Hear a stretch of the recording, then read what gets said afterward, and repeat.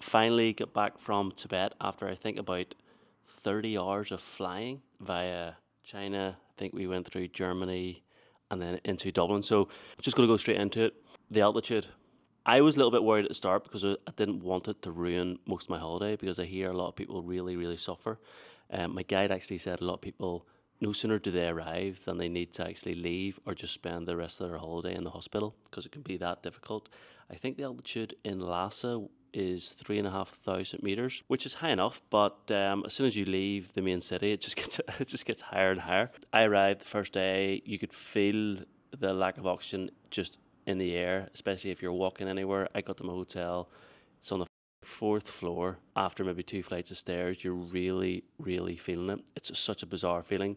Every room, every hotel room pretty much in the city either have these little gas canisters, which can be bought and they're just disposable, or they have the big gas cylinders, which have to be carted around. Because I suffered a little bit on the second day, a hotel manager had to carry this huge gas cylinder 4 flights, and my guide 4 flights of stairs up to my room, which was a little bit embarrassing, obviously. What I would say about altitude sickness for anyone looking to go, just consider that it's probably going to have some sort of effect.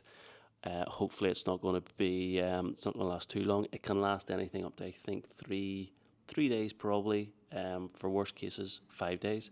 So make sure you bring the little, if you buy a couple of gas tins and you're walking around the town or you're getting in a car and going outside the city, make sure you bring a few of those, and periodically, every so often, just have a little inhale. So yes, the altitude wasn't great, but it's kind of what's expected when in Tibet. What are the restrictions? Well, the main thing about Tibet is that you need a Tibetan permit before you visit. So the visa is pretty simple. I think it's actually part of the Chinese visa. But you need a Tibetan permit to visit, which I'm not sure what the reason why you need. I got a lot of hate in the comments for calling Tibet a part of China, which I didn't really say. It just says it was a separate country because I'm counting it as part of visiting every country in the world, as well as other countries such as Wales and Scotland. I don't see them as fully independent countries, but it's just I want my list to be pretty much inclusive of as many countries as possible. There's not really any restrictions. I'm trying to think, along with my guide as well. There's certain things obviously you cannot say, but that goes the same as well as part of China. There's things that you can't get away with saying. I obviously had to say to my guide, had no issues. I said to him, look, if you're ever on camera and get asked a contentious question, either just don't answer or just, give me your thoughts. Certainly don't lie or don't say something you don't feel is true, because I know these sort of things can get people in trouble. A lot of Tibetans or Chinese, whatever you want to call them, are pro-Chinese, and a lot of them are pro, obviously they want their own independence.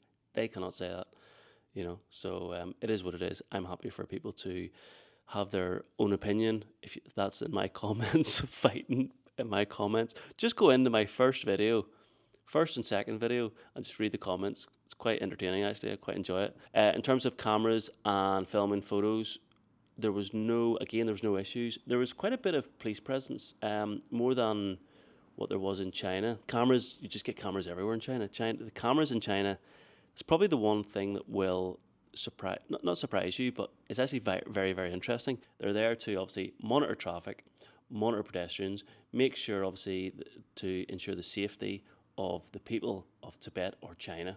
Yes, and it seems to work because that region and China was very, very safe. I felt very, very safe.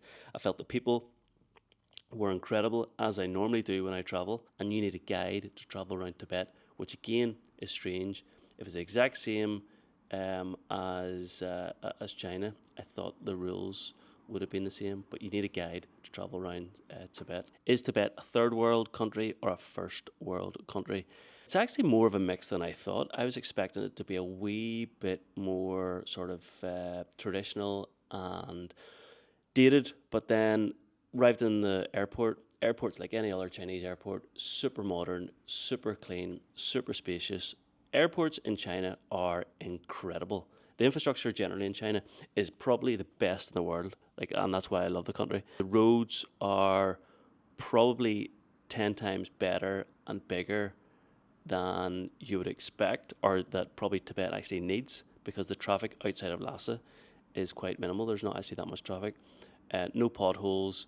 Really, really clean. Honestly, I can't say enough about the infrastructure of China and Tibet. To be honest, what were the locals like? Chinese people are incredible. Tibetan people, I would have to say, are actually next level. I don't know whether that's because they see less tourists, but I had no longer left the hotel than these two local Tibetan girls. I think, what age were they? Were like 23 or 24. One wanted to get home, and one wanted to take me out and get some food. And I don't know whether she wanted to practice her English or whatever, but the first thing she done was take me to a shop to buy me a hat, because obviously the elevation, the altitude you're in, the sun is so much stronger, especially for my skin. So she said, you'll need to get a hat, otherwise you'll burn your skin. And I tried to pay for it, and she would refuse the money, which I found actually incredible. Like, it's these little things that happen when you go traveling that just blow my mind, like how genuine and kind some people can be. And although we couldn't speak a word of English, we couldn't have a conversation, so we were using Google Translate. It was actually quite endearing, but it was a little bit strange at the same time. And then she took me for dinner. Again, refused. I tried my hardest to pay for the meal, and she refused it. And then when we were going, I wanted to give her money because she was getting the bus. I says, no, I'll pay for the taxi. I went to give her the taxi, and she says, look, I can't accept that. And I tried to give it a taxi driver, and even the taxi driver, they had a conversation, and even he couldn't.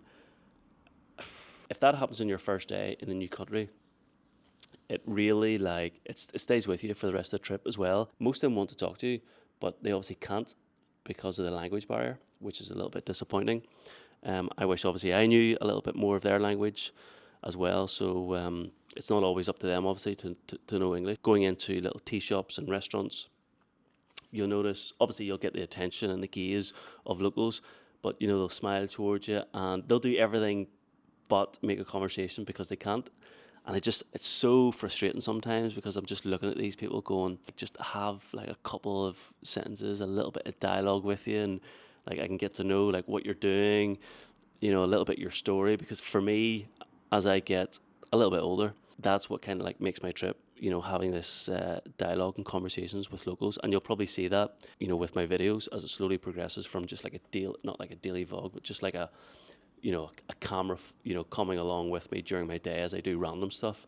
And now I try and sort of actively involve locals more and more. So yeah, locals in Tibet and China for that matter are just really, really friendly. And I just find that the more places I travel, the more similar, I suppose, we all are, considering what we're told in the media. When is the best time to visit? Yeah, so obviously because of the altitude, the weather, and the location, I would have to say, I think it's probably only maybe around 2 months of the year, which is the best, which would be maybe April to July. I think I went in May. I don't actually think they accept tourists. There's not a lot of very, very few tourists during winter season, because the place is just snowed out. So yeah, it's going to be cold no matter what time you go, and the sun is going to be it's going to be pretty strong. So you're going to have to bring some sort of hat and sunscreen. And the oxygen doesn't change through the year. So we're going to go into quickfire. We're going to go food and drink.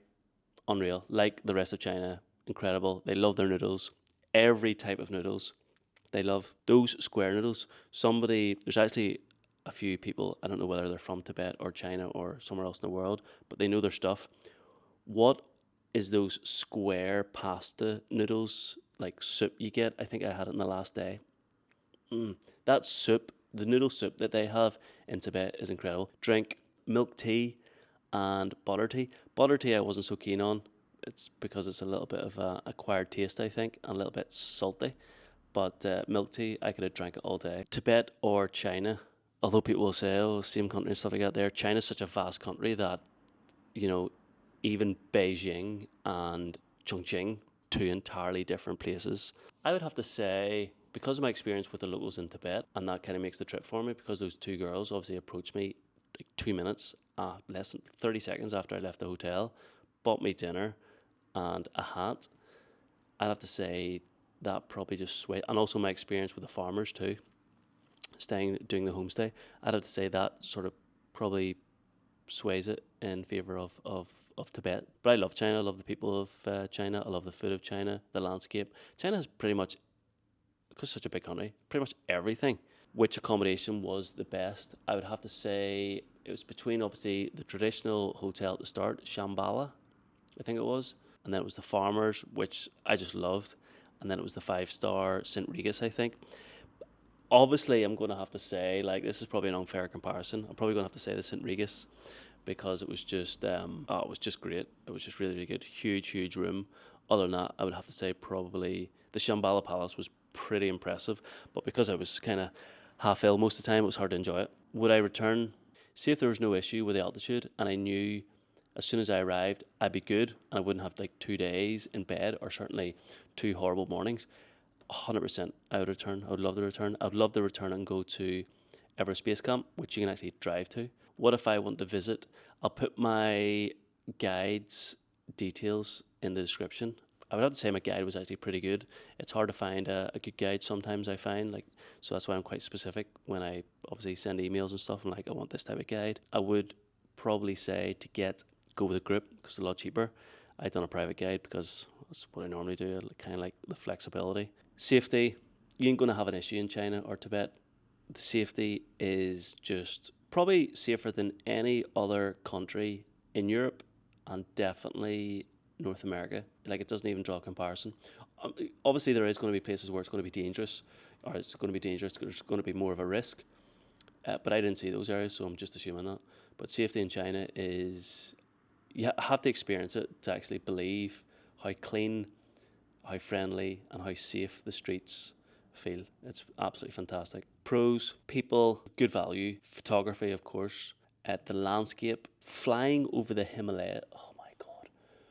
We flew over the Himalayas, and that has to be the best, most scenic flight I've ever had in my life. The problem was I was at the other side of the plane, so I had to like walk around, and I was just blown away. Like, it was the most beautiful flight I've ever seen in my life. Food, milk tea, people, the authenticity of the people, especially the farmer, and whenever you get outside of the city.